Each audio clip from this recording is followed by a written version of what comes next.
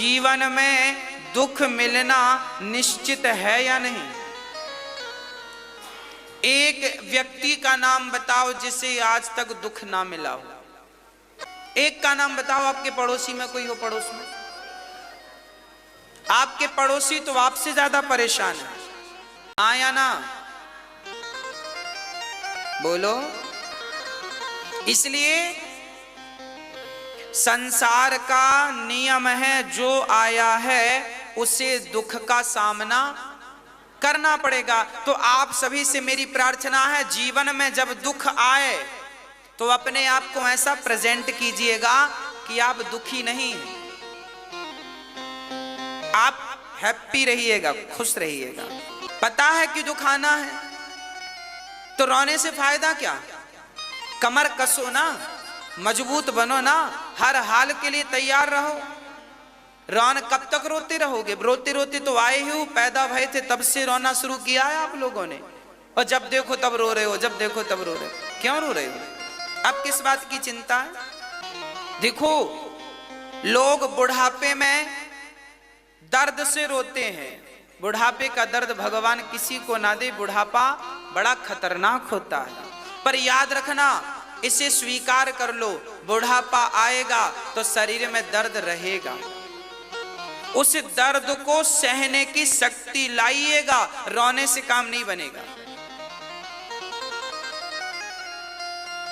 इस धरती पर ऐसा कोई नहीं हुआ जिसे संसार में आकर दुखों का सामना ना करना पड़ा हो। अरे दुख कई प्रकार के होते हैं, केवल शरीर का दुख नहीं होता। भगवान राम के जीवन में देखो कितना दुख आया, और राम के जीवन में तो कम था, उनकी पत्नी माता सीता के जीवन में कितना दुख आया। 2 बार उन्हें, राम को 1 बार वनवास जाना पड़ा, जबकि उनकी पत्नी नारी जात को 2 बार वनवास जाना पड़ा। फिर भी वो नारी, वो माता सीता रोई नहीं, हिम्मत से काम लिया, और उन्होंने 2 बच्चों को जंगल में जन्म दिया, और जंगल में ही ऐसे संस्कार देकर बड़े किए कि आज तक उनका नाम बड़े आदर सम्मान से लिया जाता है। जरूरी नहीं है कि बच्चों के सिर पे पिता का साया हो, पिता का हाथ हो। अरे माँ ही अपने बेटे को लव कुश बना सकती है, माँ ही बेटे को संस्कारी बना सकती है। इसलिए बच्चों को संस्कार देना है, और हर परिस्थिति से लड़ने के लिए, डटकर सामना करने के लिए तैयार रहना है। हिम्मत हारना नहीं है। जीवन की आखिरी सांस तक आप में से किसी को, हम में से किसी को हिम्मत नहीं हारनी। भगवान आपका साथ देंगे, हिम्मत मत हारिएगा, घबराइएगा मत, परेशान ना होइएगा, भगवान आपके साथ हैं। हाँ, हमारे भगवान भी जरा परीक्षा लेते रहते हैं।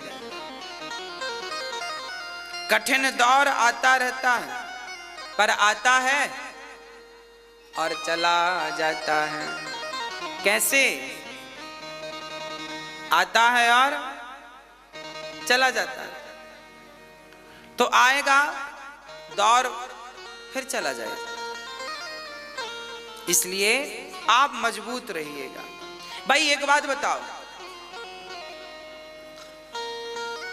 तूफान सदा आते हैं क्या? आंधियां सदा चलती हैं क्या? ओला सदा गिरता है क्या?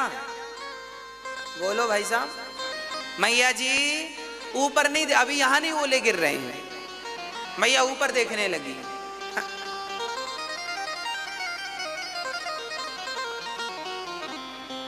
आंधियां रोज नहीं आती, पर जब आती है ना, तो आंधियां क्यों आती हैं? आंधियां इसलिए आती हैं कि वो पेड़ को, वृक्ष को देखना चाहती हैं कितना मजबूत है। जो वृक्ष कमजोर होता है, जड़ कमजोर होती है, वो तो आंधी के एक झोंके में गिर जाता है, और जिसकी जड़ मजबूत होती है ना, आंधी उस पेड़ को यहाँ यहाँ यहाँ यहाँ घुमाती है। कभी पेड़ ऐसे होता है, कभी पेड़ ऐसे होता है, पर जब मजबूत उसकी जड़ होती है ना, तो आंधी को ही हार के जाना पड़ता है, वो तो अपनी जगह पर अडिग होकर खड़ा रहता है। बस आंधियां आएंगी आपके जीवन में, दुखों की आंधियां आएंगी, संकट की आंधियां आएंगी, आपकी जड़ इतनी मजबूत होनी चाहिए कि आपका वो आंधी, आपका वो दुख बाल भी बांका ना कर सके। अपने आप को इतना स्ट्रांग, इतना मजबूत बना के रखिए।